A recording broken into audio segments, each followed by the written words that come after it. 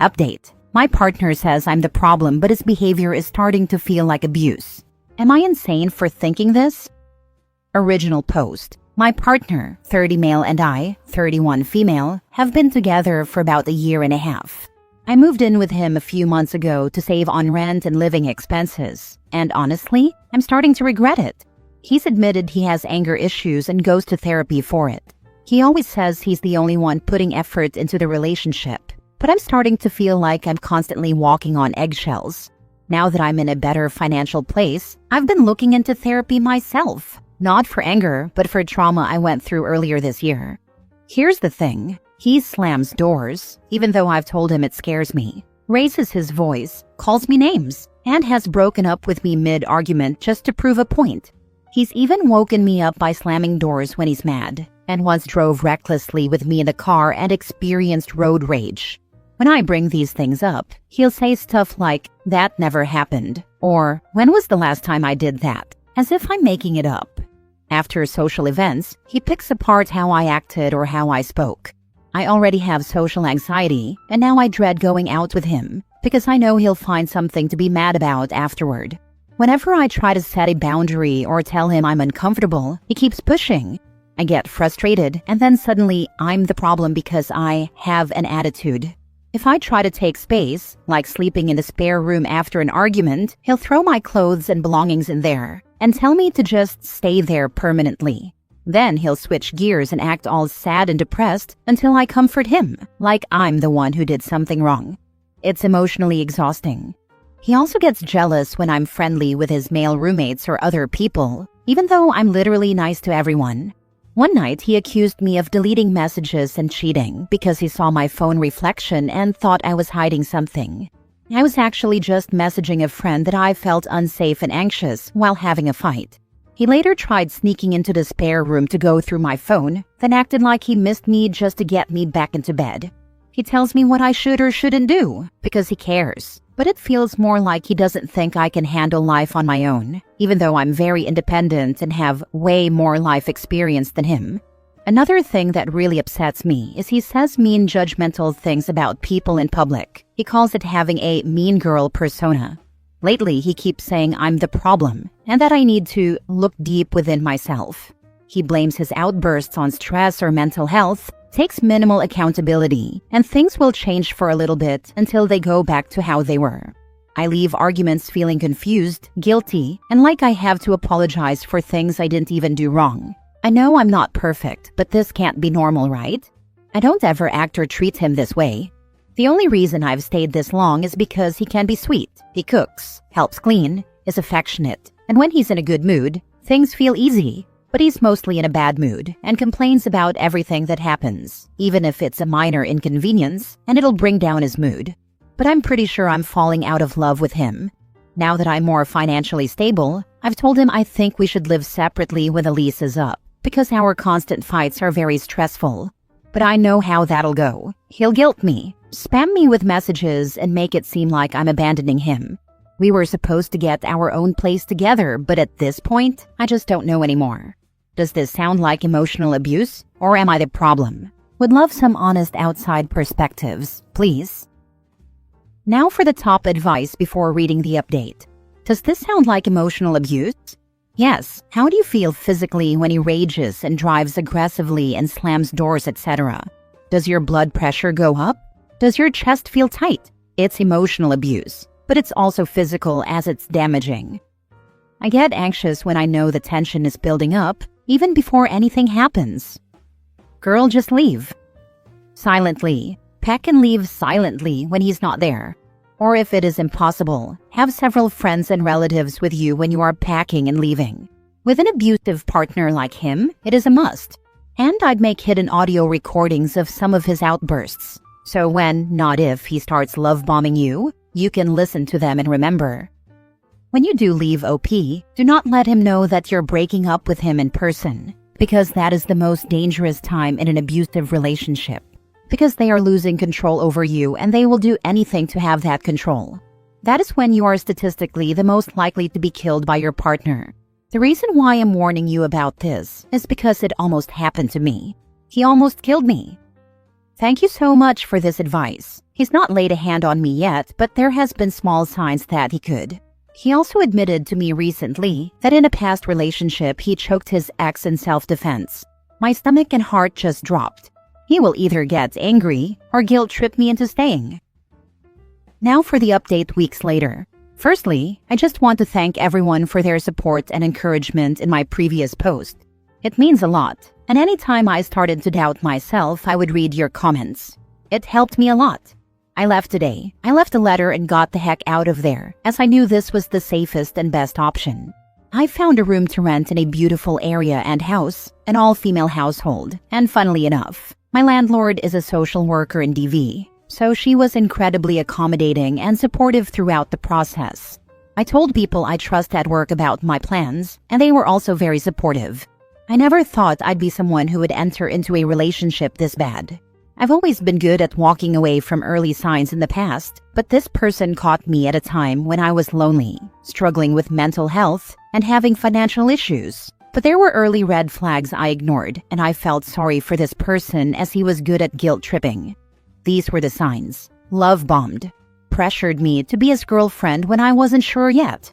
Said he would do anything to support me, and that he was there for me. Often the things he did for me were thrown in my face later when angry, and that I never did anything for him. Tried pressuring me to open a shared bank account and combine health insurance, and when I said no and didn't feel ready, I was avoidant and unaccepting of help or growing together as a couple. Gaslighting. Would say things didn't happen, or that I didn't say something when I did, especially around showing him affection. Would sulk and depression sleep when things weren't going his way until I caved, apologized, and gave him affection. Double standards. It was okay for him to treat me horribly, but if I even had a slight attitude or talked back, it wasn't okay. I had to talk in a cute or baby voice, which I hated, to avoid having an attitude, so it didn't start a fight. Slammed doors, threw things, slammed things, called me names, raised his voice, gave me dirty looks, and stormed around. He even did this in the middle of the night when I was trying to sleep and had work the next morning. Reckless driving and speeding with me in or outside the car when mad. This resulted in him getting pulled over by the cops one night. One night I was trying to comfort him and placed my arms around him when he was getting angry, and apparently I was being confrontational, so he shoved me. Insisted on going to public places or doctor's appointments with me to give support and help. Then complained about helping me. If I refused help, I was unwilling to accept help, and he felt useless. Would pick apart or start a fight after social interactions because of what I said or how I acted. I constantly felt anxious when hanging out with other people. Would take my belongings out of the shared room and throw them on the floor. It got to the point where he even hid the clean drinking water in his room so I couldn't access it. Would take back gifts and say I didn't deserve them when he was angry and that I didn't show him enough love. He even returned photos of me and threw out belongings we had together. Broke up with me mid-argument and threatened to kick me out. One time he broke up with me and I didn't respond or give him the reaction he wanted. He then said he was suicidal or not doing well. Guilt tripped me badly after his behavior, making his reaction seem justified because he was so hurt and sad. He would say he just wanted to be loved and talked about his childhood to make it seem okay. Would ask where I was or what I was doing when I was using his headphones. Tracking. If I didn't respond in a timely manner, he would get upset, even if I was busy. Would say nasty things about strangers and friends, and when I called him out, he got mad and said I was worse, which wasn't true at all. Would accuse me of cheating or make passive comments about it because I was private with my phone. I was private because I was contacting friends and searching signs of emotional abuse, trying to convince myself I wasn't crazy. I would have panic attacks that often resulted in me vomiting. One time he completely ignored it and started playing loud music so he didn't have to listen. But if I didn't give him help or attention when he wasn't feeling well, I was an awful girlfriend and selfish. If I tried standing up for myself or used logic in an argument, he said he didn't like my tone or that I was being condescending. He even pulled out his phone once to try to prove I was being condescending or defensive when I was just asking why he was upset. Would nitpick, judge, pick on me, make passive-aggressive comments, or tell me what to do. If I defended myself or set boundaries, that was thrown in my face too.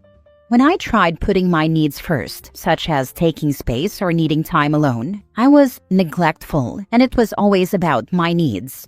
Unrealistic expectations, demanding love and attention constantly, including telling me to stop working so much, or getting angry when I picked up extra shifts to save money because I should have enough money by now. Meanwhile, he worked 6 to 7 days a week and still went to the gym and on social outings. He even openly admitted he was emotionally abusive in his last relationship and choked his last partner to protect himself. I don't know how true that version is, but I know for a fact he choked her and got physical with her in a rage. There are also rumors about this. So I say, if your partner shows even one of these signs, get the heck out. It's not worth your mental, physical, or emotional health. Don't wait around for them to physically hurt you, because once they do, you'll be in too deep and it'll be harder to leave. I'm grateful I got out when I did, because we lived with roommates, and I cannot imagine how much worse it would have been if we got our own place together. Thanks again for all the support. I've got a long road of therapy, healing, and returning to the woman I used to be, but it's well worth it. I just hope he leaves me the heck alone.